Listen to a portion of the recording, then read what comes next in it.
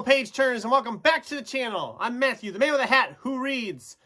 And for today, it is time to talk about my TBR for the last month of 2022. This is the December 2022 TBR. It doesn't feel like we should be this far into the year. I mean, it's the last month of the year. It's crazy. Or it will be, because it's not quite December yet when you're watching this video. Or it's not quite December as I am filming this video or will be uploading this video. As some of you might not get to this video till December, and that's fine. Yeah, it feels like the year has flown by so fast, and I got a lot of stuff I wanted to get to this year, and I know I'm not going to get to it all this year. So we're just going to go over what I'm hoping to still squeeze in this year.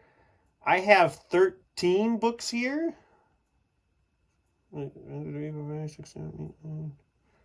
Yes, 13 books here that I hope to for sure try to get to yet this year. And if I get through all these and have time, I might pick up some other ones and I'll work them in when I do the wrap up at the end of the month. But I do want to start because some of you might have missed, I didn't do a video on Friday. I was, of course, celebrating the holidays. So if you're an American, happy belated Thanksgiving. I hope you had good time with your families. And if you didn't have good time with your families, I hope you had time with a good book. So let's just dive into the TBR for December. So I got two of them here that I know I'm not going to get to in November anymore. So I shoved them back to December. They were Steve Alton's The Lock and Tarzan and Return of Tarzan by Edgar Rice Burroughs. I know November's not over, but I have other books I'm still trying to finish, and I know I'm never going to get these started before the end of the month. So I'm going to just delay them to the next month, and hopefully I will get both of these done. I especially want to get this one going because I wanted to get one more classic in yet this year, and this one seems like a good one for that. So hopefully I can get this one for sure, and I probably will get this one in easy enough, although they're both thicker, but I think I can get them both in. Those are ones I didn't get to. Obviously, I'll have some that are probably in progress from November, but as I said, November isn't done yet, so I don't know what those might be. And maybe I'll even get them finished. Who knows? We'll see. So, diving in, we got some library books. I went to the library. I didn't have enough to read. So, we have Kevin Wilson's Now Is Not the Time to Panic. I loved his last one, Nothing to See Here. This one's not too terribly big, and I'm really excited to dive into this. Like I said, I really loved Nothing to See Here, so I'm hoping this one kind of merits up with that. It sounds like a coming-of-age story. They're artists, aspiring writer, and a talented artist. Oh, that's so sweet. Wait, there's Satanists and kidnappers too? Whoa. Well, this should be interesting. I'm really looking forward to this now. I'm going to try to get this one going pretty early on in the month. It might even be started by the time December begins. I don't know. It just depends. Then we have Neil Shusterman's Game Changer. This is a young adult novel. It sounds like a multiverse type novel. I've been liking some of his stuff. I read his Arc of a Scythe trilogy here a couple years ago and really enjoyed that. Had been meaning to get back into this one, into his stuff. My local library actually got this book in February of 21, and I am the first person to check it out. So, not sure if that's a bad sign or a good sign or whatever, but I am excited to get to this one and check it out. And then we have Spencer Quinn's It's a Wonderful Wolf. It's a Chet and Bernie mystery. I read one this past month. And like I said, I wanted to read one this past month because this was the next one, and it's a Christmassy themed, and I wanted to get it done. So, man and dog detective, you know. And it's Christmassy because it's Christmas season. And speaking of Christmas season, I have some other Christmassy type books here as well. Well, Christmassy. Christmassy. They're not really Christmas books, really, but this is a reread. This is Seth Grahame-Smith's Unholy Night. I read this one years ago already, and I wanted to revisit it. But essentially, he takes the whole story of the three wise men and makes them into murderous thieves. And, I mean, the cover art's fun. I mean, you got them with the baby strapped to their back and a sword in their hand, and we get this lovely, lovely dead guy on the back cover. So, it's been a while. I remember enjoying it when I read it, but it's been just long enough that I want to revisit it, and it seems like this is the right time of year to do it.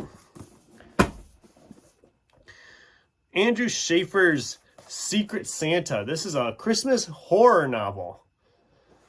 And I got this one like a year ago, but didn't have time. I got it like in November or December last year, and I didn't have time to squeeze it in December last year. So I am excited for this one. I love the cover. I think the cover's fun.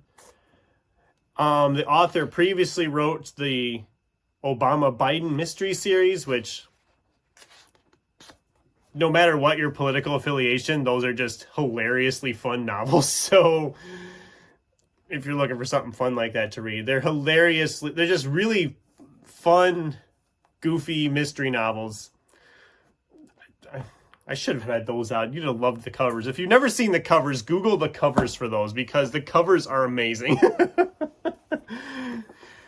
And then we have Dan Hanks's Swashbucklers. Now, again, this isn't really a Christmas novel, but it's set kind of in the Christmassy season. So, and yeah, it's a fun.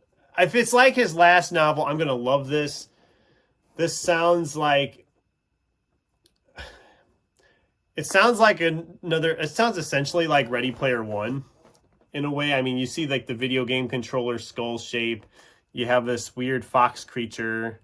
It says, brings all the magic of the 80s back to life and delivers a fun, action-packed tale with heart.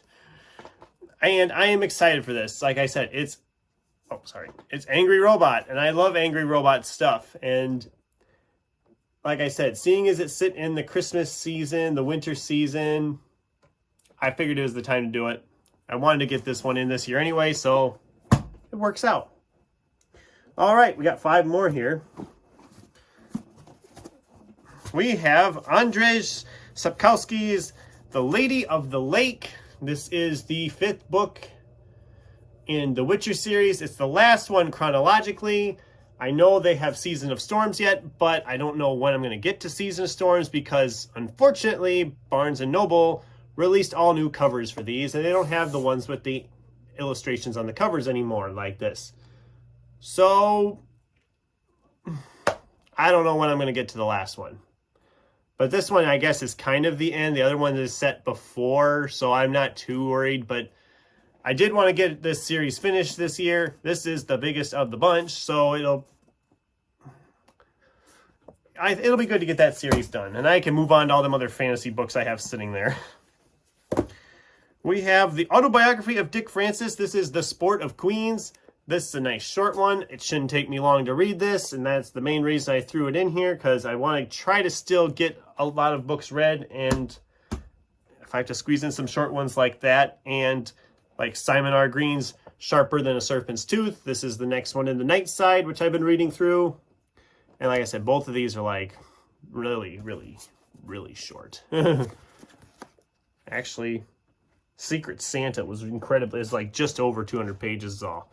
This one's like 250. This one's about 250. Yeah, so these will be fast reads, which is good. I need some fast reads in here. All right, these last two, I don't know if I'm going to get to or not. One of them is a sci-fi September holdover that I threw back in the stack and then decided to pull out because I've had it sitting here for a while. Or it just seems like it's been sitting here a while. This is Annalee Newitz's The Future of Another Timeline. I'm going to try to get this one done. I don't know. It just depends. I'm hoping to get this one done. Just like I'm hoping to get Kate Pentecost's Elysium Girls. This one looks thick, but I think it's kind of... What's the heck? Is I bookmarking it or what? It just doesn't close the way it's supposed to. Okay. It looks thick, but the print's pretty good size, and I'm wondering if it's a little bit of a young adult type novel, which I know is what Game Changer is, so I'll be reading a couple of them, I guess. But I'm sorry, this is completely a cover buy, because look at that freaking cover. Look at that. That is awesome. If the book is half as interesting as that cover is, I will enjoy this. So, yeah, that is my December 2022 TBR. These are the books I'm going to be reading to end the year, with the possibility of some more being added in. I don't know. It just depends on how fast I get through some of these. Some of these should move pretty quickly. If I have time, I can always squeeze more in. If not, whatever. And then I can start looking at trying to get next year figured out. I might try to do some more theme months next year. It helps me when I have an overabundance of a certain genre, especially fantasy. I have a ton of fantasy stuff in my stacks right now, and I really need to get going on that stuff. And so I'm already saying that February is going to be Fantasy February. It's going to be essentially all fantasy, except for 2 books that I'm going to be sticking in there for Valentine's Day, because they're kind of rom-com type novels. But those are fantasy too, if you think about it, so I guess it works. Anyway, what's in your guys' December TBR? Do any of these books sound like books you would enjoy? Let me know in the comments down below. Thanks for watching, and until next time, keep turning pages.